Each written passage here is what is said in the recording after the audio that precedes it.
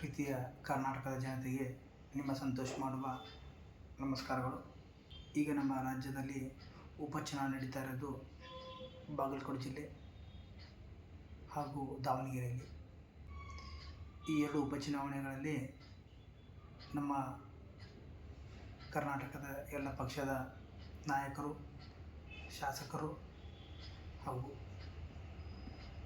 ಸಂಬಂಧಪಟ್ಟ ಎಲ್ಲ ಅಧಿಕಾರಿಗಳು ಉಪಚುನಾವಣೆಯ ಪ್ರಚಾರದಲ್ಲಿ ಭಾಗಿಯಾಗಿದ್ದಾರೆ ಎಂದು ಹೇಳಲು ಸಂತೋಷವೆನಿಸುತ್ತದೆ.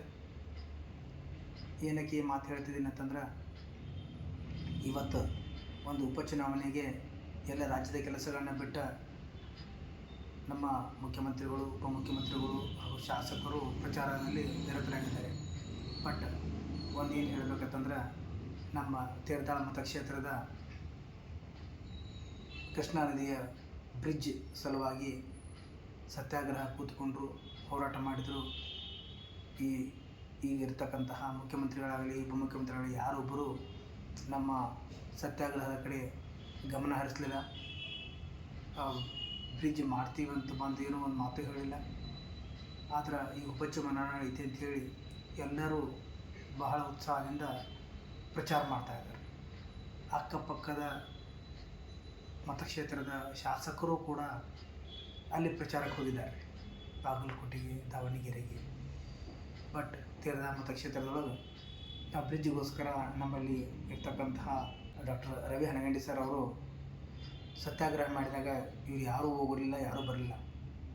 ಅದು ಹೋಗಲಿ, ಇನ್ನೂ ಮುಂದುವರೆದಂತೆ ನಮ್ಮಲ್ಲಿ ಅಂಗವಿಕಲರು ಹೋರಾಟ ಮಾಡುವಾಗ ಅವರು ಯಾಕೆ ಮಾಡಾಕತ್ತಾರ, ಏನು ಮಾಡಾಕತ್ತಾರ, ಯಾರೂ ಅವ್ರಿಗೋಸ್ಕರ ನೋಡಲಿಲ್ಲ, ಬರಲಿಲ್ಲ. ಅಂಗವಿಕಲರು ಸ್ವಲ್ಪ ಕೆಲವೊಂದಿಷ್ಟು ಸಮಸ್ಯೆಗಳದಾವ ನಮ್ಮಲ್ಲಿ, ಅದನ್ನು ಬೇಡಿಕೆ ಇಟ್ಟುಕೊಂಡು ಹೋರಾಟ ಮಾಡಿದರು. ಆಗ ಯಾರೋ ಒಬ್ಬರು ಇದಕ್ಕೆ ಗಮನ ಹರಿಸಲಿಲ್ಲ. ಇದು ಒಂದು ಕಾರಣ ಆಗುತ್ತೆ, ಒಂದು ಬ್ರಿಡ್ಜ್ ಆಗುತ್ತೆ. ಇನ್ನೊಂದು ಮುಖ್ಯವಾಗಿ ಹೇಳಬೇಕಂತಂದ್ರೆ, ಮಹಾಲಿಂಗಪುರವನ್ನು ತಾಲೂಕು ಮಾಡಿ ಅಂಥೇಳಿ ಮಹಾಲಿಂಗಪುರದ ಜನತೆ ಸತ್ಯಾಗ್ರಹ ಮಾಡಾಕಾರ. ಇನ್ನೂವರೆಗೂ ಮುಖ್ಯಮಂತ್ರಿಗಳಾಗಲಿ ಉಪಮುಖ್ಯಮಂತ್ರಿಗಳಾಗಲಿ ಸಂಬಂಧಪಟ್ಟಂತಹ ವ್ಯಕ್ತಿಗಳಾಗಲಿ ಅಧಿಕಾರಿಗಳಾಗಲಿ ಯಾರೂ ಬಂದಿಲ್ಲ.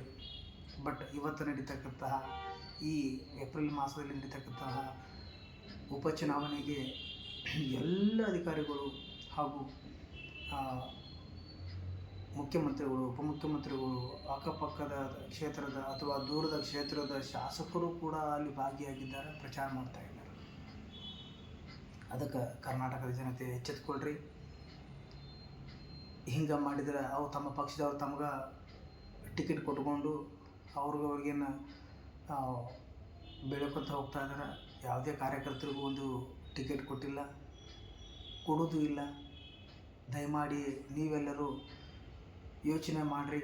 ಯೋಚನೆ ಮಾಡಿ ಒಬ್ಬ ಸಾಧಾರಣ ವ್ಯಕ್ತಿಗೆ ಮತ ಹಾಕಿ ಈ ಸಲ ಆ ಎರಡೂ ಮತಕ್ಷೇತ್ರಗಳಿಗೆ ಒಬ್ಬ ಸ್ವತಂತ್ರ ಅಭ್ಯರ್ಥಿಯನ್ನು ಆರಿಸಿಕೊಡ್ರಿ ಅಂಥೇಳಿ ತಮ್ಮಲ್ಲಿ ಕೇಳ್ಕೊಳಕತ್ತೀನಿ, ಹೇಳಾಕತ್ತೀನಿ. ಇನ್ನು ತಮ್ಮ ಗಮನಕ್ಕೆ ಬಿಟ್ಟಿದ್ದು, ಯಾಕಂತಂದ್ರೆ ನೀವು ಏನು ಕರ್ಮ ಮಾಡ್ತಿರ್ಲ ಅದ್ರ ಫಲ ನಿಮಗಿರ್ತದೆ. ಭಗವದ್ಗೀತೆಯೊಳಗೆ ಶ್ರೀಕೃಷ್ಣ ಹೇಳ್ತಾನೆ, ಯದ್ಭವಂ ತದ್ಭವತಿ ಅಂಥೇಳಿ. ನೀವೇನು ಮಾಡ್ತಿರ್ಲ ಅದು ನಿಮ್ಗೆ ವಾಪಸ್ ಬರ್ತದೆ ಅಂಥೇಳಿ. ನೀವು ಒಂದು ಹಣ್ಣು ಕೊಡು, ಮರವನ್ನು ನೆಟ್ರೆ, ಸಸಿಯನ್ನು ನೆಟ್ರೆ ಅದು ಹಣ್ಣು ಕೊಡ್ತದೆ. ಹಣ್ಣು ಕೊಡಲಾರ್ದ ಮರವನ್ನು ಹಾಕಿ ಅಥವಾ ಗಿಡವನ್ನು ಸಸಿಯನ್ನು ನೆಡೆಸಿದ್ರೆ ಅದು ಹಣ್ಣು ಕೊಡಂಗಿಲ್ಲ. ಅದಕ್ಕೆ ನೀವು ಮಾಡಿದ ಕಾರ್ಯ ನಿಮಗೆ ಫಲ ಕೊಡ್ತದೆ ಅಂತ ಹೇಳ್ತಾ, ನೀವು ಯಾರಿಗೆ ಮತ ಹಾಕ್ತೀರಿ ನೋಡಿರಿ, ಅಂಥ ಒಳ್ಳೆಯವ್ರಿಗೆ ಮತವನ್ನು ಹಾಕಿ ಆರಿಸ್ಕೊಡ್ರಿ. ಈ ಸಲ ಒಂದು ಒಳ್ಳೆಯ ನಿರ್ಧಾರವನ್ನು ತಗೋರಿ. ನಿಮ್ಮ ಮಕ್ಕಳ ಭವಿಷ್ಯವನ್ನು ನೀವು ನೋಡ್ಕೊರಿ ಅಂತ ಹೇಳ್ತಾ, ತೇರದಾಳ ಮತಕ್ಷೇತ್ರದ ಭಾವಿ ಶಾಸಕರಂತ ಸಂತೋಷ ಮಾಡುವ ನಮಸ್ಕಾರ.